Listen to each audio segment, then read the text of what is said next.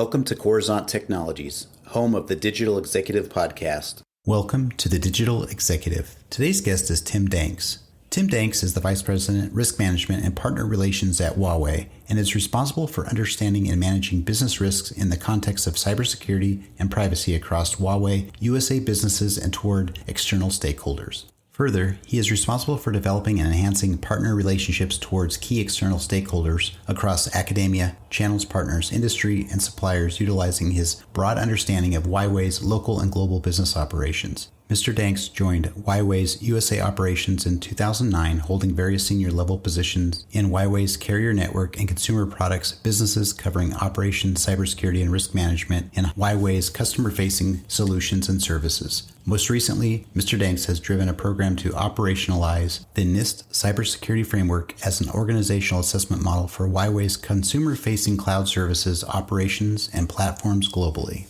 Well, good afternoon, Tim. Welcome to the show. Thanks, Brian. Thanks for having me on.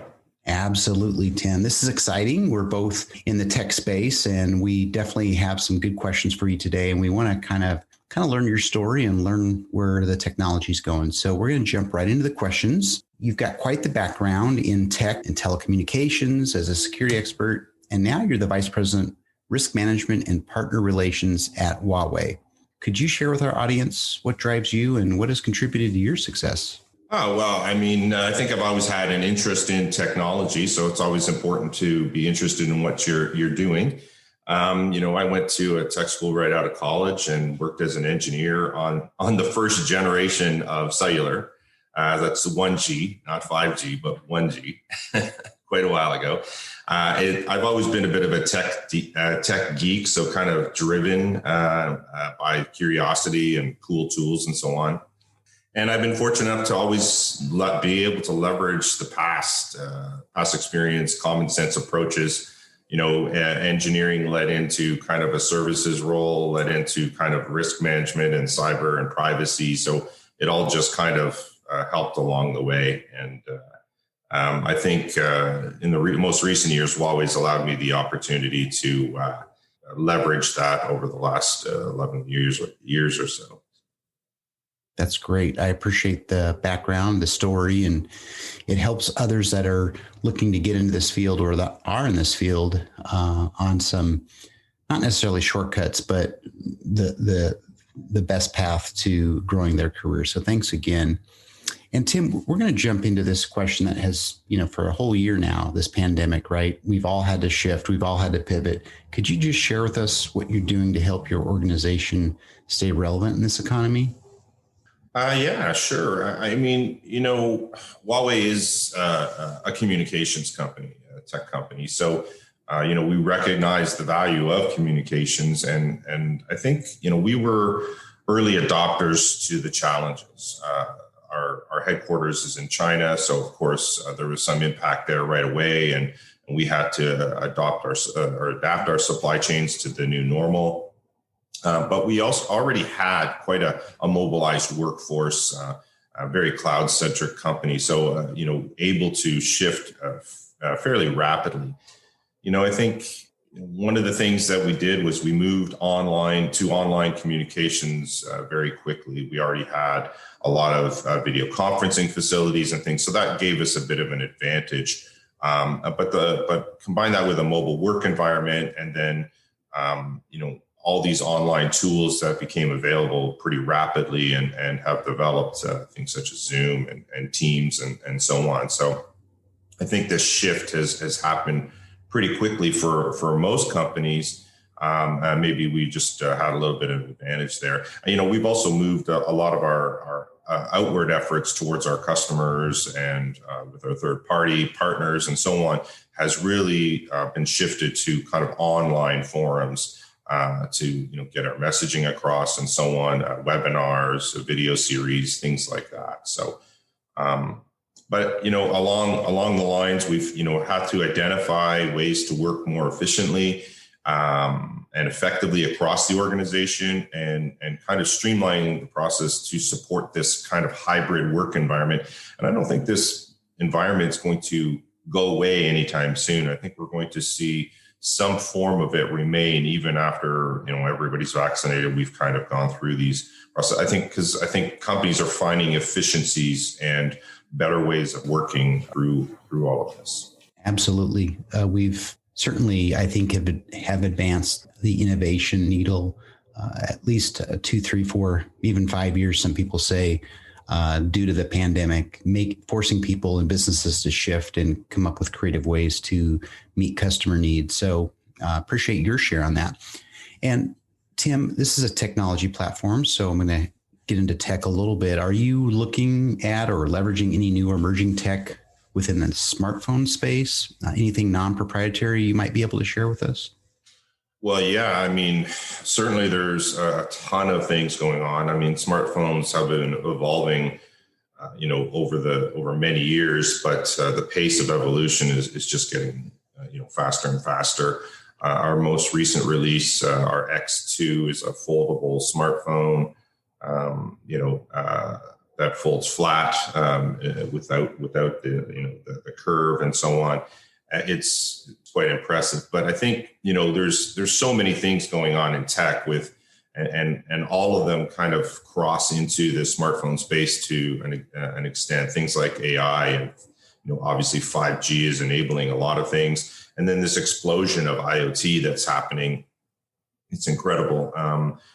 And then of course the smartphone's kind of that center, right? It's that one control that's in your hand. So we're starting to see a lot of things continuing to evolve there. For example, full screen fingerprint technology. When we started, you had to press a specific button in order or sensor to read your fingerprint. And that was great. That was fantastic at the time. But now it's like, okay, now it's under the screen and now you can press one specific spot on the screen and it reads your fingerprint. Well, the next evolution of that is obviously being able to press anywhere on your screen with your thumb or with any finger for that matter, and be able to unlock your screen just simply by touching anywhere on the screen. And that can also be used to engage an app or something like that.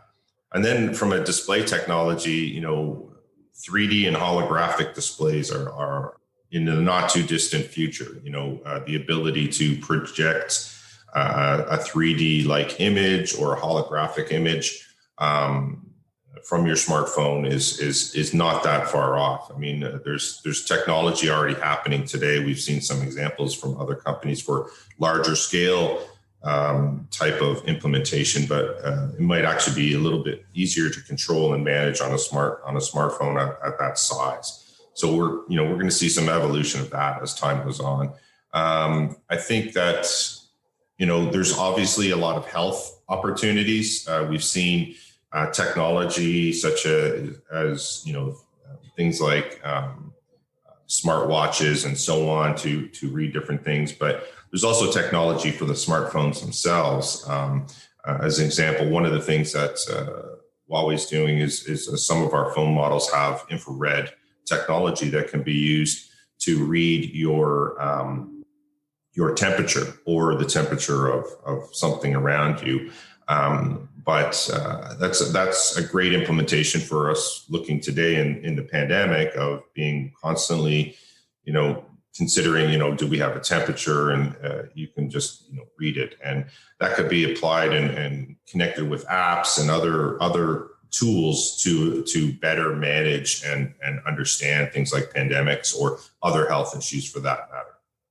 I think the last thing that I'm kind of thinking about right now is battery tech, and it's not something that everybody sees as the foremost, the front runner in evolution. But today, battery tech is probably the most important thing that we need to continue to look at. How we can make, pack more of a punch in a battery, make it last longer, more efficient, and most importantly, make it safe. We're seeing things that, lithium ion batteries are kind of what we have today, but there's also lithium iron, IRON. That is a fast growing technology. It's even more safe and has some other benefits over lithium ion. So we're going to see that down the road. Certainly, we're seeing that in cars now, in electric vehicles. So, and then, there's also the how do we charge those batteries? Things like infrared laser charging. So you can put your phone in a room. You don't even need to put it on a pad or connect to a connector. Just by bringing it in the room, there could be a remote laser charger in the room that charges it directly anywhere you are in the room. So though technology like that is quite interesting, I think, because then it frees you from wires. It frees you from having put your phone down in a specific place on a wireless charging pad, which is still putting it somewhere specific. But so I think there's a lot of things to be unlocked and a lot of evolution coming. So it's really, really interesting. That's awesome. I appreciate your sharing some of the things that you might be doing at Huawei, especially around the battery. I think that's going to be a constant drive for the most inefficient, lightweight, rechargeable, safe type of renewable energy, I guess. Absolutely. It's going to be really a challenge, but but I appreciate your share on that. And Tim, last question. We want to know a little bit more about Tim Danks. Can you share something from your career experience that would be helpful for those looking to grow their career in either security or leadership? There's probably a couple of things I can think of. It's a challenge. Any path you take, you're not sure where it's going to lead you, right? So always recognize, that there's a variety of paths you can take in technology or in leadership, and the journey is really part of it. So you need to enjoy it, right? You need to enjoy what you're doing, and if you're not enjoying what you're doing, you need to do something different, right? But I think for me, and especially in the technology thing, I think the most important part is probably staying curious. Because if you're not keeping up with technology in the tech world, then you're falling behind, right? And so I think it's important to recognize that there's many paths you can take and always stay curious. And I think those are kind of the key things to finding your way through the tech environment. Great.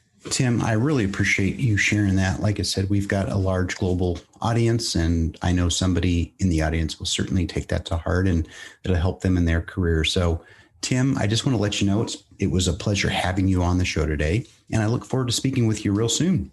Yeah, I appreciate the opportunity, Brian. Thanks very much. Bye for now.